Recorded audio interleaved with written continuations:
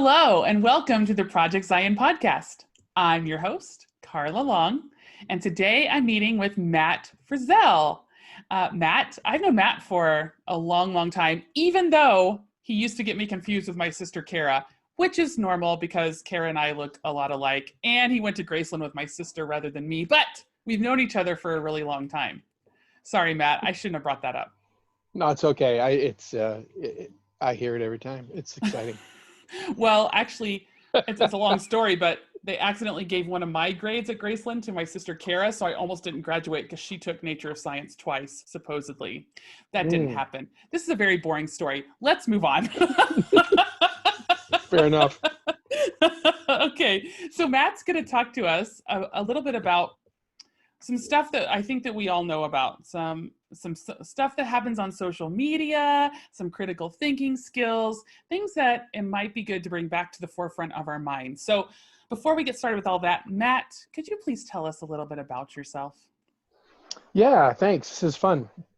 I've been in Community of Christ my whole life. I've been a minister most of my professional life. Early on, I felt this deep desire to answer some of the questions that I had about life and about God, about religion. And they were existential questions for me, right? They were kind of like defining about my whole orientation to the fact that I had a life and shared it with other people. They were really important to me. So anyway, I felt led by God to take advantage of opportunities that came along the way. I often didn't see them until they came along the way. And I ended up going to seminary for quite a while. And anyway, it was really helpful because it was in seminary that I found people who were not only asking the questions, some of the questions that I had, but they were also doing it in a really critical environment where people were like, yeah, I have that question too, and I think your answer is horrible. That's crap. Why don't you think about it this way? And I was like, you really helped me break through something. I really appreciated that. I went to schools where critique and critical thinking and asking hard questions was one of the most important tools to insight and growth. And so I really appreciated that. I loved it. Matter of fact, I needed it in my life. And so anyway, seminary was great for that. And so ended up, studying basically in Community of Christ, what we would call Zion, but it was the intersection of theology and social theory. How does our understanding of God and faith impact how we understand life together? But how also does life together impact how we understand theology? And what does that mean? I just want to give an illustration because I think this is really helpful real quick. Sometimes we start from the one standpoint where we start with theology and we're like, the world should be this way, blah, blah, blah, blah, blah, because God's story tells us this, and we should be harmonious and get along and everybody's equal. That's how theology informs social life. Sometimes though, you need to go the other way around. So when theology does things like, hey, isn't that great that men are superior to women? You're like, social theory tells you that's crap. And it also means that we can't live that way together. So we really need to use our understanding of real relationships to criticize our really bad beliefs. And so it always goes both ways. And that's a dialogue that is so rich and so alive. And what I find is that most people with any spirituality and religious background already have this conversation going on in their head all the time. We just don't name it. And so I found that just to be riveting. And so that's ended up being an area of study. And anyway, that's kind of what led me here. It was my background and time spent with that. What a good introduction. And folks, that was just the introduction. We're going to dive deep into this. So Matt, I feel like I should make a confession to you. I am one of those people, I'm a conflict avoider if I can help it. I'm a harmonious person. I love it when everybody in the room is happy. And I want, one time we were doing like this personality kind of quiz. And while we were getting our results, the day we were going to get our results, this was in seminary actually. I had gone around to everybody in the classroom and I'd said, hi, everyone. Hi, it's nice to see you again. It's good to be here, blah, blah, blah. Making sure everybody in the room felt comfortable. And then the teacher said, Carla is such and such personality, and you can tell because she went around to every single person to make sure they were happy. So I hate conflict. I hate it. But that's a problem, right? For if we are going to be the peace and justice church that God calls us to be, we cannot have a church of Carlas that avoid conflict. We need to have that conflict because it's healthy, right? Absolutely. As a matter of fact, it's one of those things that I think today is really challenging because um, there's a lot of power struggles happening in the world, particularly if you live in the Western world, and in particular if you live in the U.S. context. Right now, conflict has actually become a product that we buy and sell. Um, Everything from talk shows to championship wrestling to even the dramas that we used to watch when I was a kid on soap operas. Does anybody remember soap operas? I General think you're still Hospital, on. As the World Turns. I mean, we conflict is a product. It's something we actually buy and sell, and that it means it's something we consume. And so we're happy doing that as long as we are in a place where it's safe to do so. When you're actually in a conflict, and when you're actually engaging in the power struggle, it is very threatening. And one of the things that I really appreciated about social theory and learning about sociology was that how we handle conflict is very much conditioned by several factors, one of which is where we are in the social organization. And so, and to use some grossly overturned generalizations, but people will know exactly what I mean when I say it. Middle class people generally live in this space where their livelihood is based on their ability to make harmony. Um, they are constantly navigating powers that they can't control in the power class above them, and organizing and managing things like labor and staff and others who often live in the worlds of poverty and chaos and difficulty, who are much more vulnerable and live in conflict all the time. And we make things work in this middle class, middle management, middle place by using the tools of organization and thinking and management to just constantly engage forms of conflict. And many of us make it or break it based on our ability to do that. It's an unconscious middle class fear to cause a conflict that is so bad that you either silently or overtly get rejected and banished, because none of us want that shame. And frankly, it can impact our livelihood.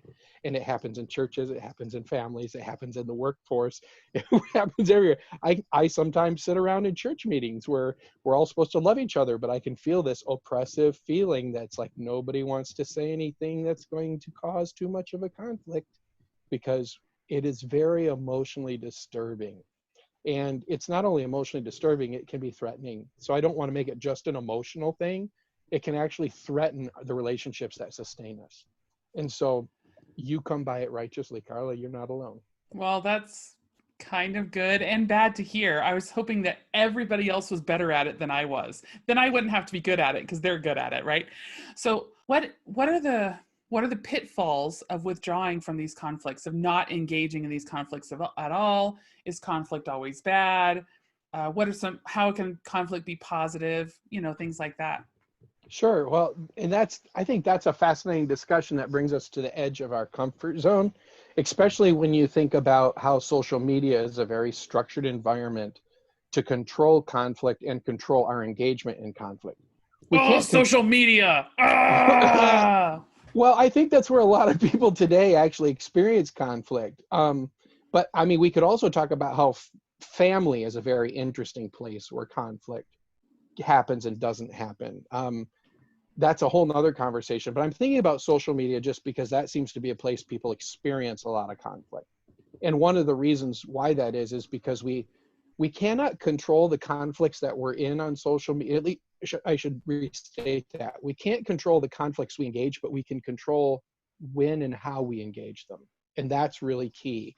We can just shut it off and don't have to. We can walk away and nobody even knows whether we have. We can block people. We can stop following somebody. We can unfriend. And one of the reasons why I think a lot of conflict happens on social media is because it helps us maintain a high level of control. I mean, for those of us who do get involved in conflicts on social media, we probably have somebody in our lives going, you should just let that go. Stop stop engage. Why are you talking about racism and politics again on social media? Well, it's like, I do it because I'm deeply committed to dialogue. And I actually have no idea how democracy or community can work if we don't engage each other. And so, and I'm afraid of losing both community and democracy. And if I'm really afraid of that, I have to risk conflict. I have to risk being in dialogue with other people over controversial issues, over issues that in many ways the conflicts are constructed and by very powerful public media and news outlets and PR firms that help shape these political messages that really draw us in. You have Or to be when willing it's, to. oh, sorry. Or when it's like No, go something ahead. that is so huge that is just so oversimplified into a tiny meme that is like its only job is to make you mad. Its only job is to engage you in a way that you might not normally engage. Because you know in your brain, these are complex issues. These are huge issues. They cannot be summed up in a pithy little, tiny little statement. And yet, people know exactly how to, or companies, corporations, I don't know exactly how to get you emotionally involved. Absolutely. And that engagement is part of the product that they sell, but it's also a huge propaganda industry. And I want to say something a minute. I'm not talking about conspiracy theory. I'm talking about things that anybody can go study. And if you want to spend the money or even just have the scholarships to go to university and read about these things in a critical, thoughtful way with standards for truth and standards for falsehood, you can do this. So I am not talking about, some sort of, it's not that the empire is out there floating in the stratosphere, beaming messages to control us. It's actually much more complicated than that. There's very real interests, which is what our democracy was based on. There's very real interests that are converging and conflicting over desired outcomes in our world. Who has freedom and who doesn't, and who gets benefit of taxes and who doesn't, and who gets these contracts and who don't, and how much do we put into defense and how much do we put into social services. All of those are very real issues, and they're all deeply entwined in our economy. And so there's very real interests at work. So oftentimes what people put conspiracy theories on are really a way of just kind of simplifying what is a very complex interaction of interests, which is exactly what we designed our system to be. They've just become very powerful, and many of us feel very powerless and not able to do a lot about it. And so it's easier to kind of conjure up some explanations. And the funny thing is I think what makes them attractive is there's always a little bit of truth in them, and also a whole lot of falsehood. They're just truthful enough to kind of draw us in. So that makes conflict again even harder, I think because what you just said, oh, sorry, go ahead, finish up. no, I was just saying it makes conflict harder because you really don't know what you're engaging. It might be a big conspiracy theory, or it might be a very real discussion about how, let's say, racism and sexism is very real, and it does affect people's lives. And the people that it impacts, nobody reports on because they're nameless, or they're poor, or they're on the margins in some way. Yeah. And that's not a conspiracy theory. That again is a convergence of interests. I think what you just said a little while ago about feeling powerless is, for me, it's probably the heart of how I feel on social media. These huge issues of racism and sexism and other isms that are so destructive, and I just don't even know what steps I could even take to help that. And so I don't engage necessarily in those conflicts because I just don't know what good that they do. So how can conflicts be positive, and not just on social media, like other places too? How can conflicts be positive? How can they be destructive? So what is the difference between those two? Well, that's an excellent question. It's also obviously really, really complicated, and it depends to some degree on the person. I don't want to ever forget those very highly personal circumstances to consider, where if I have a history of abuse, my tolerance for talking about sexism or violence issues is going to be different than somebody like me who's had the privilege of I'm 6'1". I'm over 200 pounds. And I'm a white male. I have all sorts of privileges. I don't experience a lot of threats very often. And so my tolerance to engage conflicts is very different. And I want to be very, very sensitive to that. And so how can it be positive and negative? To some degree, we have to start with ourselves. What's healthy for us? You know, what can we engage and grow from and learn from? And to what extent do we need to pull back and heal? Seminary really brought that into, I had to deal with that in seminary because we dealt with a lot of privilege issues in seminary. And there were times when I felt like the conversations were destructive for me. I know now they weren't. They were incredibly enriching and they were incredibly helpful. I had to abide with those struggles. And I love the word abide because it just feels spiritual and religious to me. Abiding is a spiritual practice. It's dwelling with and living with. And that's one of the things that we do not want to live with in this world and dwell with, which is conflict. But by doing that in a structured environment, and that's really key, a structured environment, not a chaotic environment, where when the professor directed the discussion, we respected that. That really made the classroom a laboratory space for having discussions that don't happen around coffee tables, that don't happen in coffee shops or at home around family dinner tables and such. And so that was really, really powerful. So one thing you have to think through what's healthy for me, and know too that sometimes if it hurts, it doesn't mean it's unhealthy, but sometimes it does. And having people on the outside of you who can help you guide through that, like, just give you feedback from a third party perspective is really important. But the other thing that's important that I think in terms of healthy and negative conflict, in terms of when we're talking about peace and justice, is starting with our own tradition. The prophets engaged conflict. The prophets spoke politically. They lamented and critiqued leaders.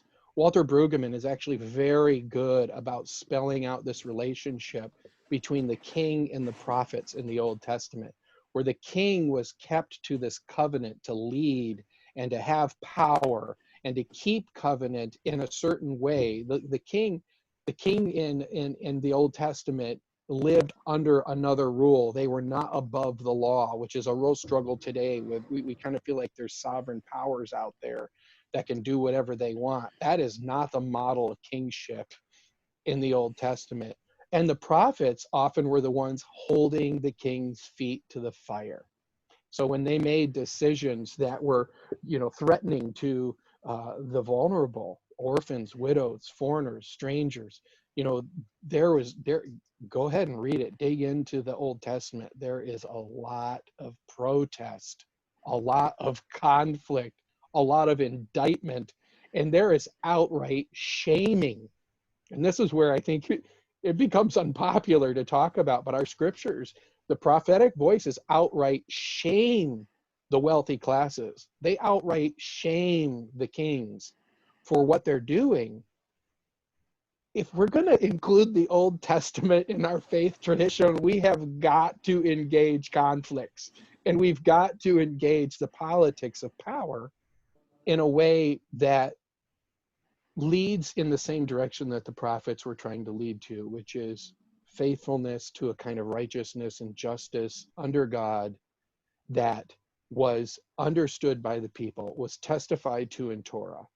And we have to be willing to call people into account and be willing as privileged classes. And when I say we, remember, I'm always talking about Matt Frizzell, white male, some kind of Protestant straight person.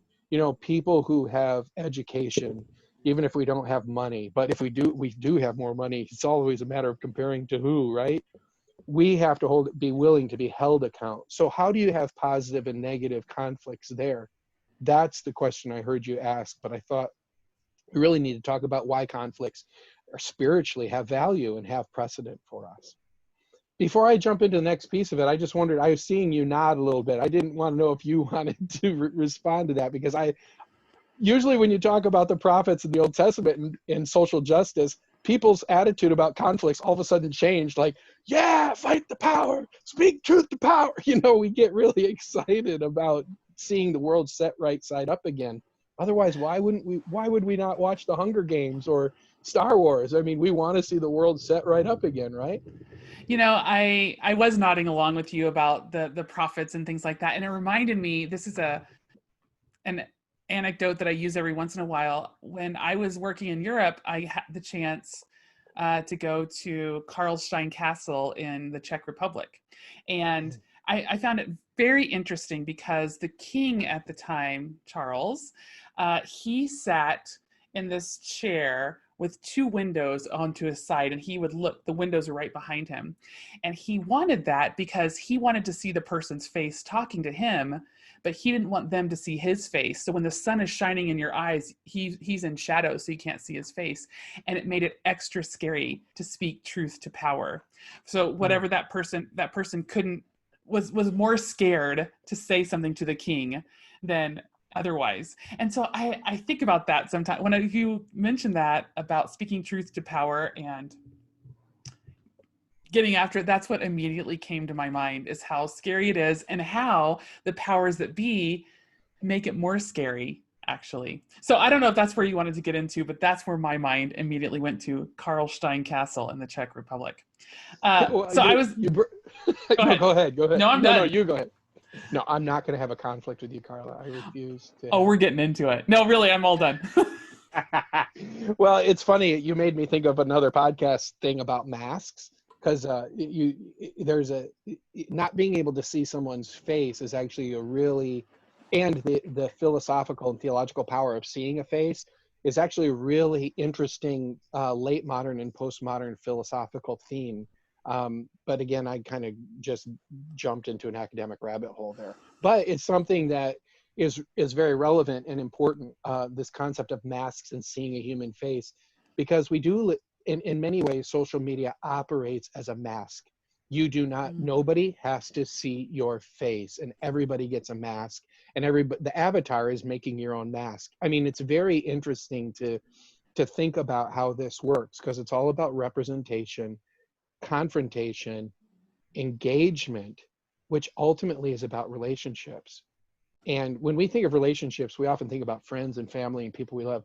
The world is made up of relationships completely. That's one of the things sociology helps you see, is that everybody is intimately and inextricably wound into something else and some other people and some other histories and some other people's stuff.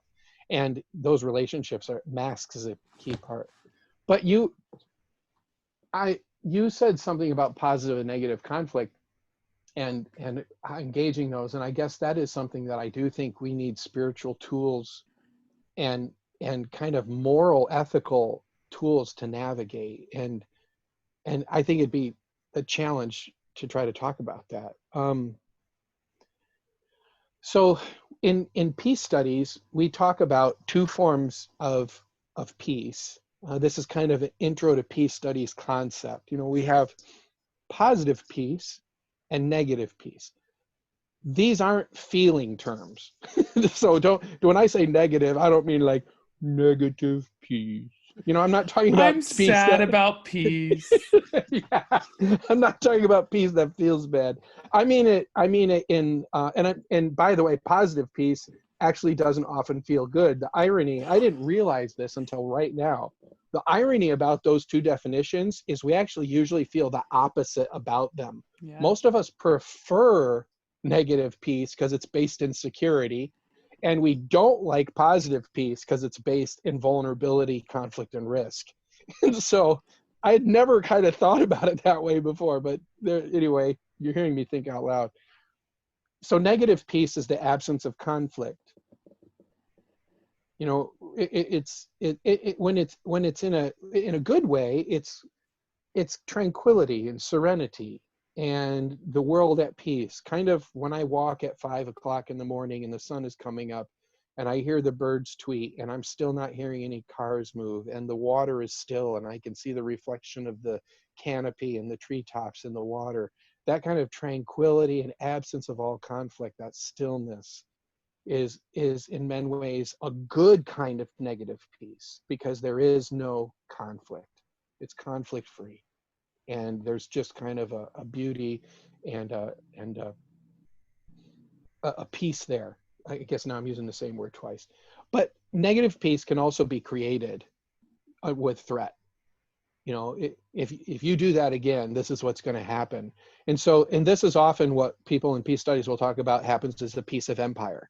You know, peace, we can create negative peace by just having extraordinary law enforcement, a lot of money in military and violence, a lot of ways to suppress conflict. When you suppress conflict, you create a negative peace, a kind of peace that is forced, but it's also a kind of security. Do you hear how ambivalent it is? I'm trying to talk about it in like positive and negative terms to get us to think, because there are forms of negative peace that are really important when we really are talking about security and suppressing conflict so certain things can happen. What I hear you Go say, ahead. though, is that negative peace is really only peace for those in power. It's not peace for those that have been suppressed, people who have been oppressed. Is that true? Absolutely. Absolutely. If the absence of conflict benefits the unjust order, then yes, that is a negative piece that is it's positive in the sense that it's good and a benefit for some, but it's based on repressing conflict or holding power over others. And you know, we even do this in our homes when you're a parent. You know, we often want negative peace. Yeah, mom.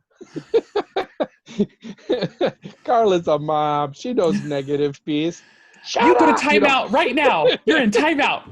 Oh yeah, I grew up with it, and I re-inflicted it to my own children. I mean, there's and by the way, it's part of surviving. So it's really good that we're unpacking negative peace, because its pivot is the absence of conflict.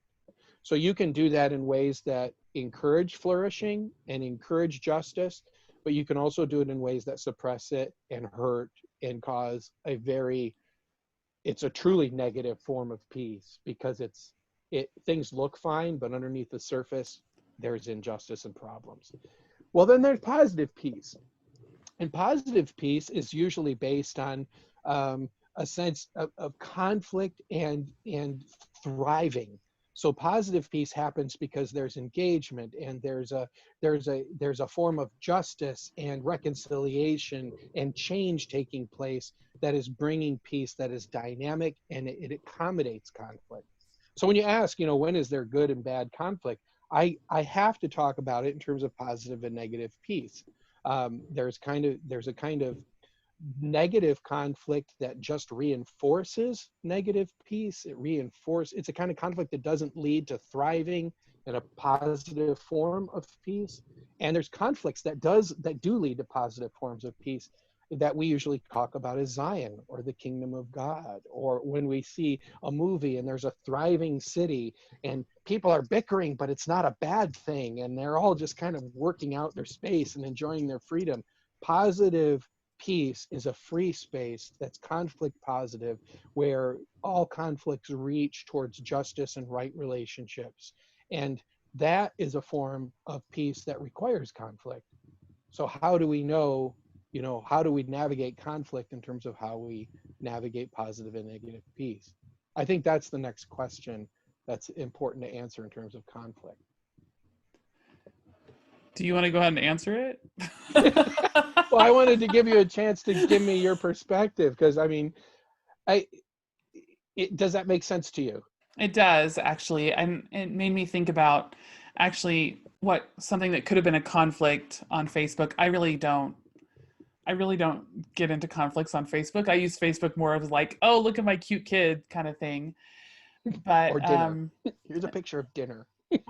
what's important in my life? Kids and dinner, right? And kittens and Um, puppies. and so it was something about a political issue, and one of my acquaintances, I don't know if she's a friend, but one of my acquaintances said something that I just completely disagreed with, but I was surprised by it. So I already had typed out like, what are you thinking? That's ridiculous, blah, blah, blah. I deleted it and said, can you tell me more about what you're thinking?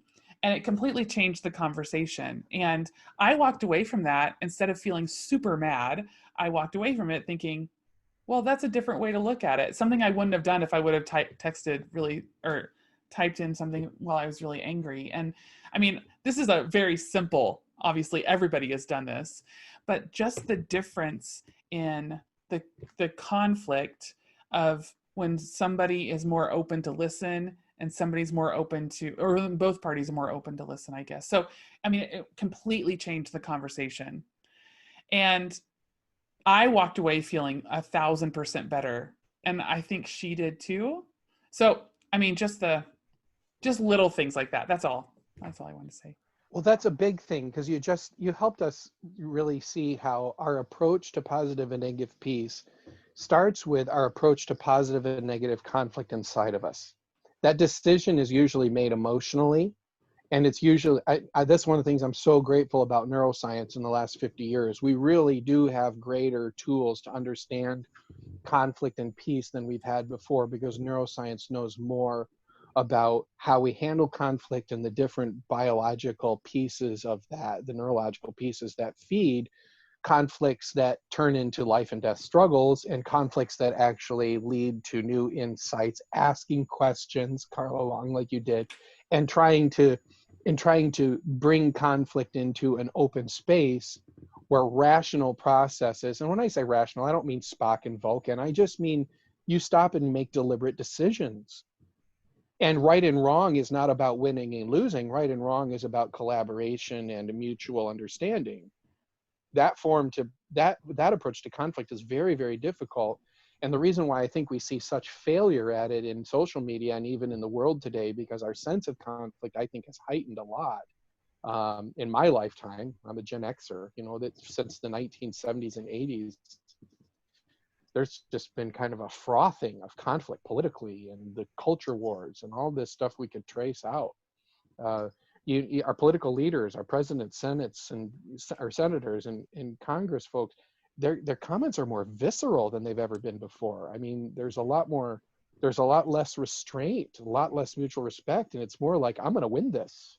So conflict itself has changed in the public square.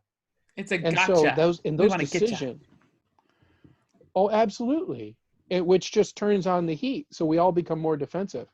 And I think we both know what happens when two people have their fear centers triggered, and all those hormones that pour into either fight, flight, or freeze. Those parts of our brain that are very, very biologically simple, and they're a part of surviving, and they're a part of being human, and we all have them. Nobody's exempt. Nobody has evolved to the point where they do not fight, flight, or freeze. It's part of being who you are. Jesus had to face that. So anyway, those parts of our brain are parts that are triggered regularly in this environment that we're in. And when you don't feel safe, it's very, very difficult to have any sort of positive conflict. It's very, very very, very difficult. And I think that's where we are in our public, and even in a lot of our churches and in social life. And that goes back to what you kind of started this podcast out by saying, is that, I didn't grow up with a lot of fear in my life, like I grew up with a lot of privilege too. So you don't know what people are dealing with already when you step into a conflict with them. You don't know what they're going to be bringing to the table if they're already bringing a lot of baggage with them. So I guess that's another thing to think about. Like people like you and I who had happy, easy childhood, who were encouraged to go to school, who are cisgendered, things like that. We just don't know. We just don't know. So I'm just taking you back to your very first point right now. Well, yeah, exactly. Each one of us are different, and should respect our different tolerances for conflict. Because, like I said, conflict is or like I think like we're talking about, conflict is very powerful. Conflict has to do with power, essentially. Again, sociologists are so helpful to just naming something we all feel. Conflict has everything to do with power. And one of the ways to approach conflict because of power is to dominate. And that's the fight part of our response. When the power, that's also part of Darwinian, survival of the fittest. One of the ways to be fit is to win every fight.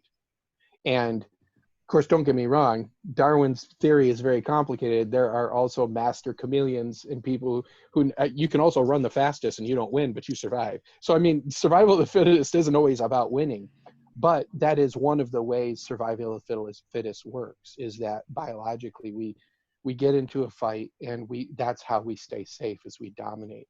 And by the way, I think this is a very interesting time to talk about the politics around guns in America and even across the West. You know, there's this entire philosophy that's about, I feel safe by winning, or having the biggest gun, or having the most guns, or I will protect myself.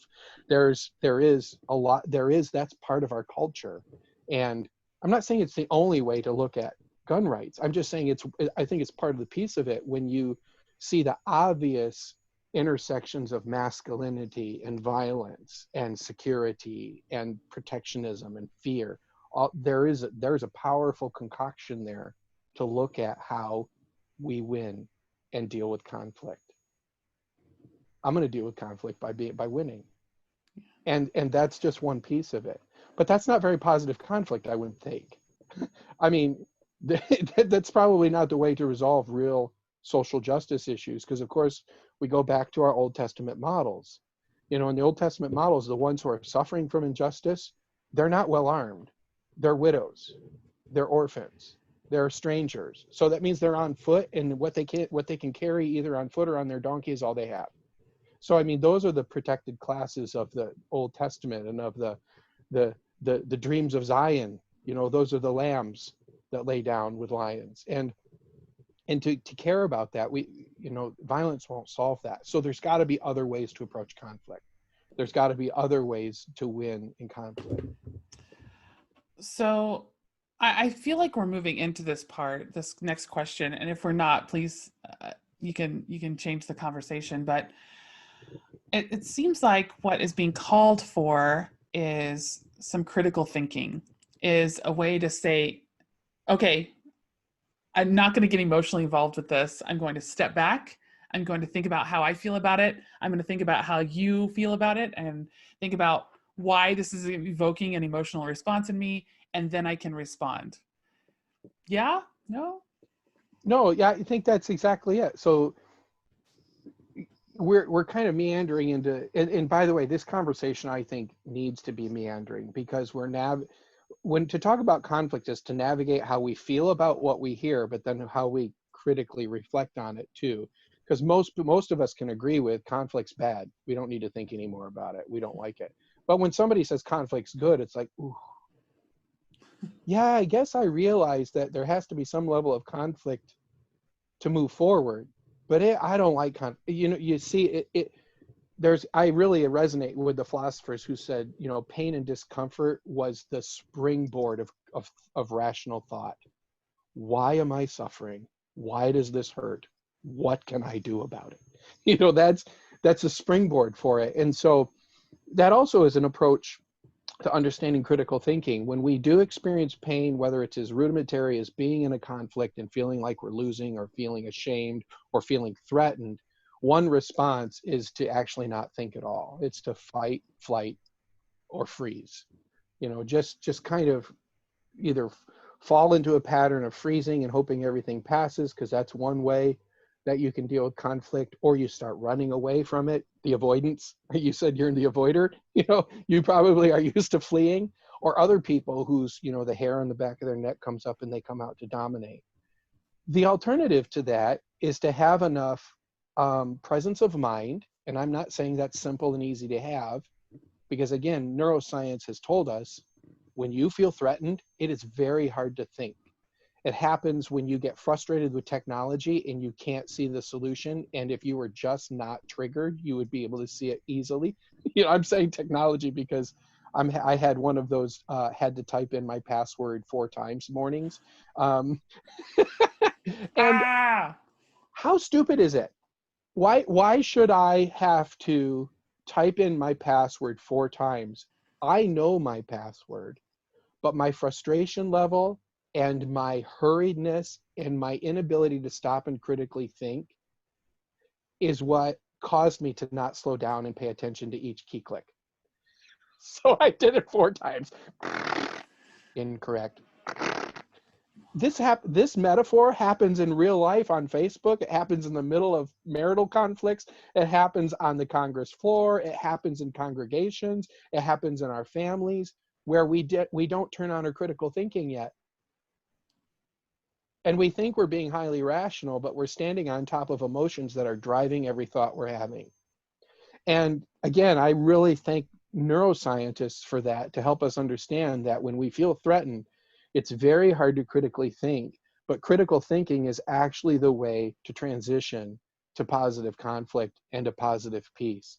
Because when there is difference, and there is even opposition and enmity, if there is enough security and ability to slow down and step back, those opportunities to reflect and to dialogue, to converse, seek insight, go below the surface, look at the structures that are making the conflicts what they are, that's actually how we have made progress over the last 500 years in the human world. That it has been a turn to rationality and critical thinking. And that form of critical thinking is the engine of positive peace. Matter of fact, I'm making an academic point. Part of the process of peace studies, and one of the ways to approach it, is to do critical thinking. Is gender biological? Are men and female wired that way? Our ability to critically think about gender in non-binary terms has absolutely opened up our ability to think about gender, and it all was driven, or I should say a large part of it was driven by critical thinking. We were willing to ask assumptions that we had held as truths that were not true. Whether race is real, whether gender is real, all sorts of assumptions. This actually does get back to religion too, because religion used to say some things that we thought were unquestionable. And part of the Enlightenment process was to question them. That's why Galileo, really rocked the world, because there was just all sorts of assumptions that needed to be questioned and alternative methods. And one of those methods was critical thinking. So yes, critical thinking is key. Being critical is key. Stopping and saying, no, I disagree with that, or no, maybe that's not true, or no, I need to stop and see whether I agree with you. It stops all the processes that are emotionally driven and starts moving into an ability to look again, reflect, respect, to look again. That is part about doing it again. And I think that's what's really key. And that was one of the things that I was taught in seminary, is that a critical process of critical thinking and asking questions, even about things that we thought were true, was key to positive peace and justice. It had to be, because oftentimes the negative peace held in by the authority of assumptions was truly oppressing people and erasing people and suffocating people, whether it's slavery or binary gender or class structures, anything about the world. If we can critically think about it, we can open up opportunities and possibilities. Well, I feel like that's where that vulnerability piece comes in, because there are moments when, like I'm sitting in a meeting and I have a question, but I don't want to ask the question because I don't want to look stupid, and I don't want people to think that I don't know something that I should know. But it goes back to that critical thinking. Gender is something that we've all known forever. There's two genders and that's it. But as you said, somebody was vulnerable, somebody asked the question, and now it's created a big conversation, a much bigger conversation. So that vulnerability piece, I think, is very, very important in this critical thinking. Because there are times when I stay silent, even though I might want to say something or ask a question to try and burst things open, but I don't want to look dumb. Well, none of us want to be ashamed. And I mean, that's a whole nother conversation. Thank you for Brene Brown, who opens up a whole area of that for us, to think about how shame works. And Brene talks about this. There's also a really key social function to shame. Shaming is what keeps us in line. That's why we don't say anything. That's why we don't deviate. It's very, very, very powerful social control. And it's a form of negative peace. I won't disrupt the waters because I don't want to risk being shamed. And shaming is a very interesting thing. Emotionally, it's basically a way of saying you have no place here. There's no seat for you. You shouldn't even be here. Life would be better if you were excised, cut out, surgically removed. That's what shame is. Shame is that exact feeling when you walk into a room and there's no place for you to sit. And usually we feel like we can keep our place as long as we just don't disturb the peace. And so that's why shame is so powerful. And it's also, it was really an insight for me to realize my white privileged male middle classness is driven by that. Shame it's not, I didn't grow up a world that was full of violence because shame did its work. You shamed yourself into conforming. You shamed yourself into acting like a true man or a true woman, or, succeeding because you didn't want to be a failure. That's shameful. All these things that are driven by shame. And you're right, this is not off topic. Conflict requires a risk of that, because also the binary categories of right and wrong have to be opened up. And there is forms of critical thinking that open up right and wrong, and that open up possibilities and open up new insights. And there's also a form of critical thinking that simply closes them all back down, just reinforces old prejudices, that reinforces old resentments, that reinforces old sufferings, that are not open to any possibility of reconciliation or new movement, new insight. And that kind of criticism is just resentful. And it's what we call in the political realm, hate. When you're critical of something because you're blasting it to dominate it and to shame it and to eradicate it, that's why we call it hate. And it's I often have found that this term, that when we use it, that people are like, they're full of hate, or that's hate speech. The people who are giving it often are like, this isn't hate. I'm not trying to be hateful. But it is hate because it suffocates, and it's intended to shut down possibility and to reinforce old prejudices. And that's why it's hateful. And it's usually based on a power dynamic. It's to reinforce a power dynamic, to keep a power structure in place. I'm better than you, or I deserve this and you don't, or I'm entitled to this and you're not. That is usually where all the hate speech, people go into negative conflicts to reinforce a negative piece, because I benefited from the old negative piece. So when I say negative, the piece with PEACE, I liked the old order, so I'm going to back it up and I'm going to sustain it. And usually that's when we start spewing hate speech. But to us, it's just normal. It's like, yeah, no, of course, it's always been this way. This is the way it's supposed to work. But we call it hate speech because it's shaming and suffocating. I know what I just said is probably mind-bending for some people, or even numbing, because it's hard to get your head around that. But I've always been trying to. Your comment about shame is really key, and the way we talk about positive and negative conflict is key. It is possible to open up critical thinking to look at new possibilities and mutuality, but there's also ways to do it that is resentful and confirming of old biases and old prejudice.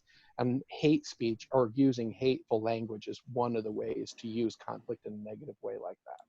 Wow. What is that? What is the term when you think about your thinking, meta thinking or something like that? Like that is, that's just, there's a lot in there. There's a lot in there.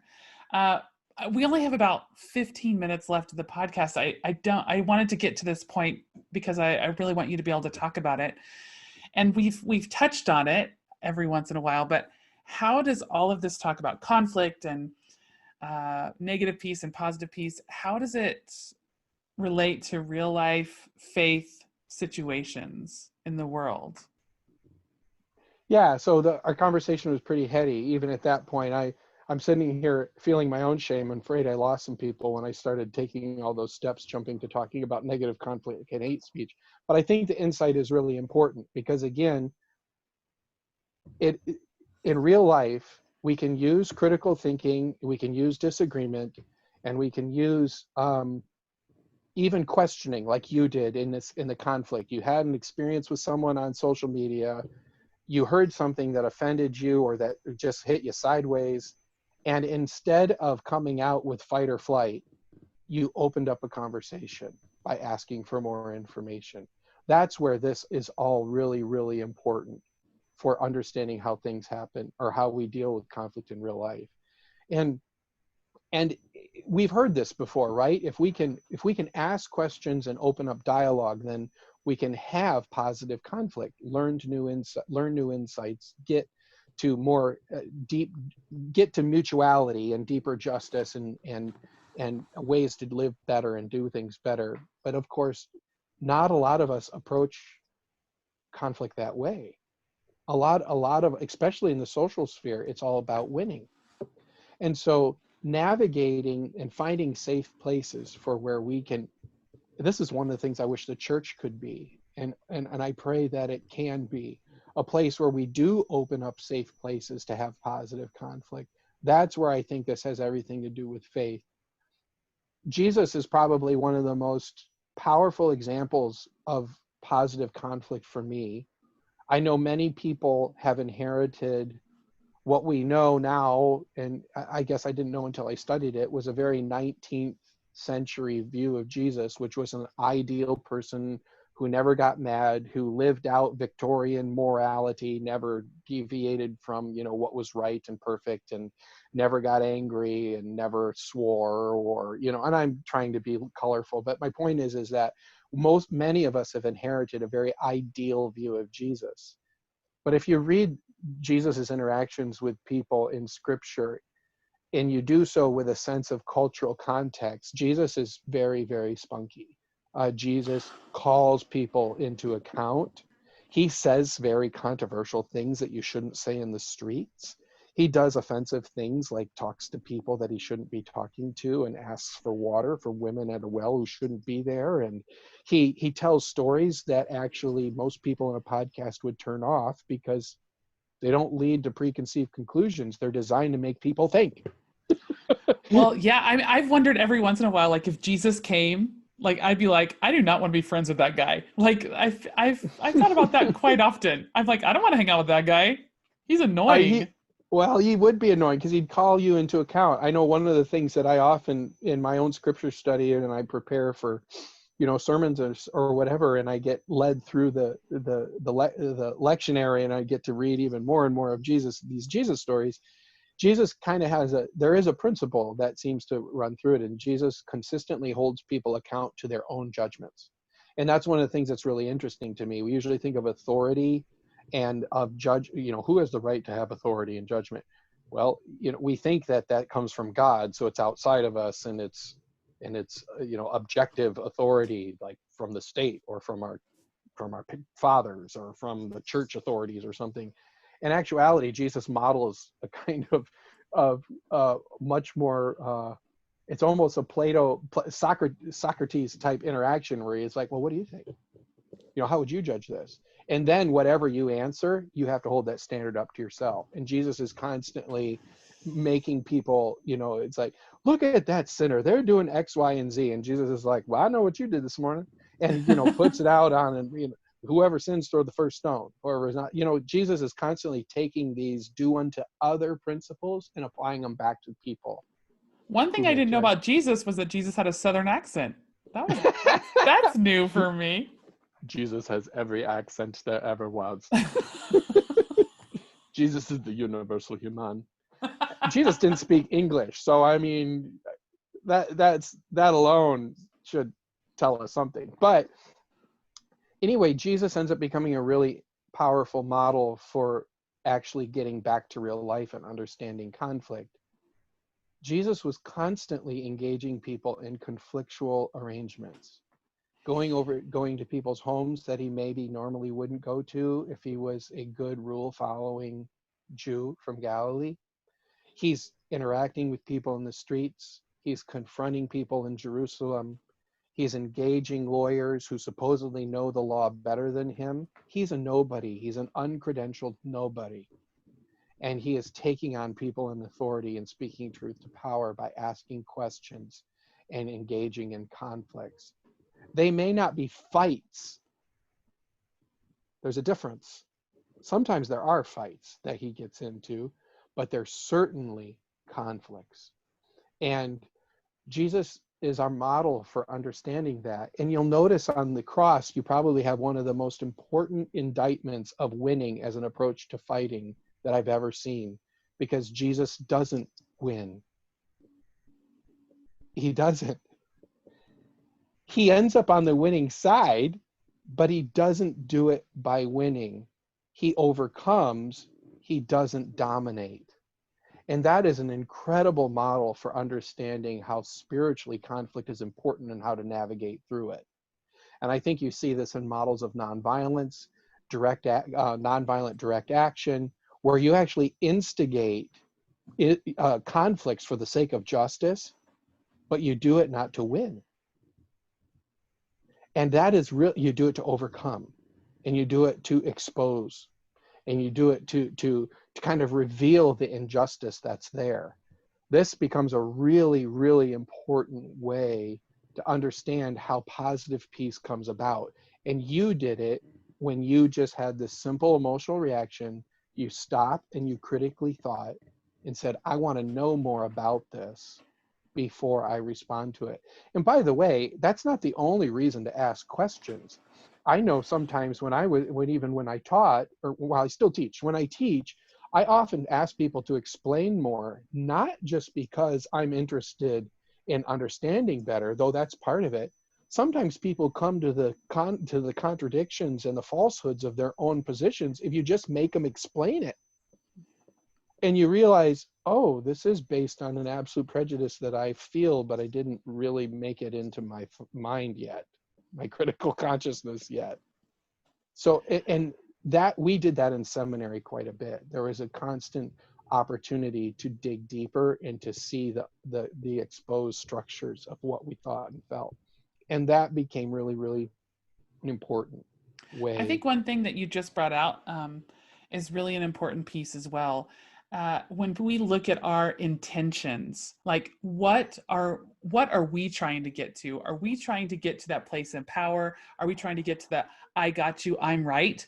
Then that is probably not the right way to go. That's probably not the right thing to type. That's probably not the right thing to say. If all what our intentions are saying to us. So we only have about 5 minutes left. I want to ask you, and this is what I'm moving into, like what's some practical advice for people who want to engage critical thinking and dialogue as an approach to conflict rather than the other way? And I think that's one way, the intentional, being intentional and thinking about your intentions is one way to do it. Yeah, I think, well, the first thing people should do is begin to, if you haven't self-reflected or even written down what you feel like your own conflict tolerance is, it's really important to kind of just have a self-concept of that. Maybe you like conflict, and there's not many of those, but maybe you dislike conflict and you're a conflict avoider. Getting to know yourself, this whole journey towards critical self-consciousness is really, really, I think, essential. Excuse me. And I think it's very, very key to understanding how we work in conflict, because the fact is none of us hover above it. When we engage it as ourselves, and all of our history, and whether it's family history, cultural history, social history, we just bring it with us. The other thing to do is to think about, is to spend some time, and none of this is quick. These are spiritual practices. You don't ever do them and move on. You do them and you keep them a part of your life. Where do you live in the social system? How much power do you have? Are you someone who's secure by winning, or are you somebody who's used to getting by complying and being by deferring power and avoiding conflict? Understanding how, that's another key to the first part. Understanding who you are in the social system helps you understand how you shape your own emotional reactions and disposition to conflict. The third thing I think that people need to do is find a community of accountability, but also of support, where you can talk about things that are conflictual and that matter. Some people don't have a marriage like Margot and I do, but Margot is a wonderful conversation partner for me, because she is free to support me and she is free to disagree with me. And I often get both in the same sentence.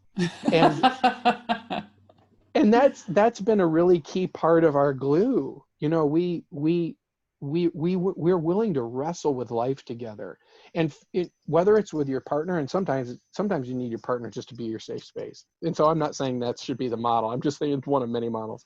But finding then friends or people in churches or communities accountability where you can not only be heard, but also be supported, and to develop those relationships where people can ask you critical questions about what you really mean, what you really think, is a very important spiritual practice for engaging conflicts to change the world.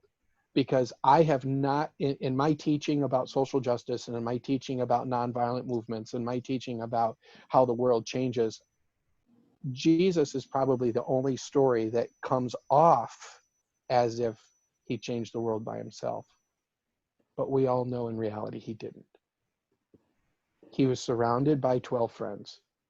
He was surrounded by even another community of women and of followers and disciples. And he was in a part of a community. So establishing a kind of safe community where you can engage in conflict in a healthy way is really key. And then the last thing to do is to take risks, is to go out and engage in conversations with people where you can, but also being free to test your voice and disagree and engage in public dialogue with other people, so we can work towards a positive peace where we ask questions and look for new opportunities.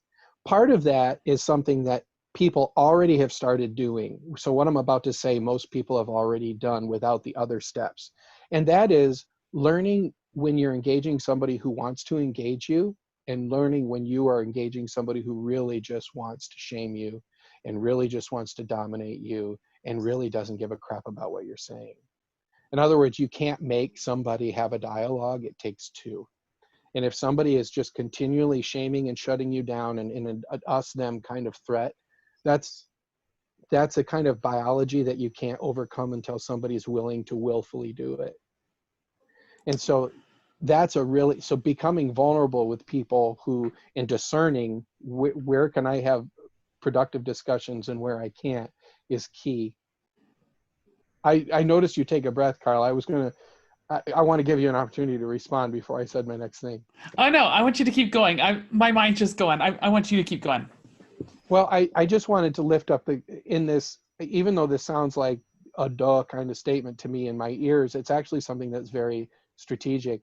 And I'm really glad that the movie Selma kind of points this out in the life of Dr. Martin Luther King.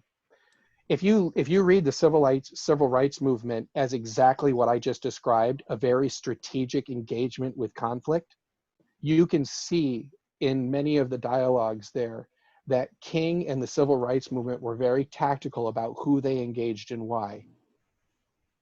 They did not go to places to expose racism that in ways that was very veiled. So there's a story. One of the reasons why they engaged Bull Connor is because Bull Connor Bull Connor was such a ruthless racist that it brought the news out. It created the conflict and exposed the injustice of racism that was there. It broke the negative piece. And so he was very, very, very, very conscious about how he engaged people. Now, don't get me wrong, that's not the model of conflict I'm saying people should take, but I'm saying the strategy is, because when he went to the courts and when he went to certain Congress folk and worked for political change, that's where he was very targeted on who would work with him and who wasn't.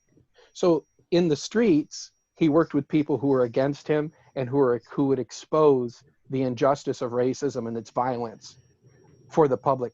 In other words, he engaged people who had no interest in dialoguing with him. And then when he went to where the power conversations are, in the courts and in Congress, he was very strategic about who he spoke to. And that is essential for political activity, and it's essential for social strategy and social change. There is not, if you're interested in social change and you want to study it, there is not one example that I can think of where somebody doesn't use exactly that kind of strategic work to have the kind of positive and negative conflicts that they need to have to make the change that they're after. And the same thing happens in our personal lives. So engaging those people in our lives that will help us build community and build justice and a more a more equitable and peaceful world, that people who will lead, you have to find out who those positive peace people are. And you do also need to engage people who aren't necessarily on your side, but for different reasons, because there's things that you can learn from them. And there's also things that you need from them to expose. This is just going from the Dr. Martin Luther King example, who exposes the injustice of the negative peace that really isn't peace at all. So anyway, I think those are some practical ways that we can think about, use critical thinking as a tool to engage conflict in a positive way. Wow. And always remember, you need religion to get there. I mean, I like the civil rights movement for that. Every time there was a song that sang, every time there was prayer and worship, and every time there was a gathering, it was about pulling people together to support one another in suffering. And that was key too. Oh, Matt, this is just so much information. This is a lot. Is this what goes on your head on a regular basis? This kind of stuff? When you teach classes on it, they have to be, man. This is Zion building. That's true. And that's important stuff. Well, I just want to thank you so much for being willing. It's not all the time. Sometimes I just have to make pancakes or lasagna or or work in your RV. Or yes, or try to fix the floor in a 50-year-old camper. Well, I really appreciate what you had to share with us. For me, it's been really mind opening. Because sometimes I yell at my husband, I yell at Kuzma for being too much of a critical thinker. And when I say critical thinker, I mean he's being really critical. And so maybe I need to reshape how I talk to him about that kind of stuff. So I think you just helped my marriage. Well, good. That's exciting. Well, at least Kuzma will thank you. Well, awesome. Thank you, Kuzma. Yeah, because he's helping us with this podcast. He is. But there's a dialogue between head and heart that we didn't really talk about, but I think is really important here too. And often that's what happens. Well, I appreciate you very much. Thank you so much, and I'm sure we'll be hearing from you again. Thanks for listening to Project Zion Podcast. Subscribe to our podcast on Apple Podcast, Stitcher, or whatever podcast streaming service you use, and while you are there, give us a 5-star rating. Project Zion Podcast is sponsored by Latter-day Seeker Ministries of Community of Christ. The views and opinions expressed in this episode are of those speaking and do not necessarily reflect the official policy or position of Latter-day Seeker Ministries or Community of Christ. The music has been graciously provided by Dave Hines.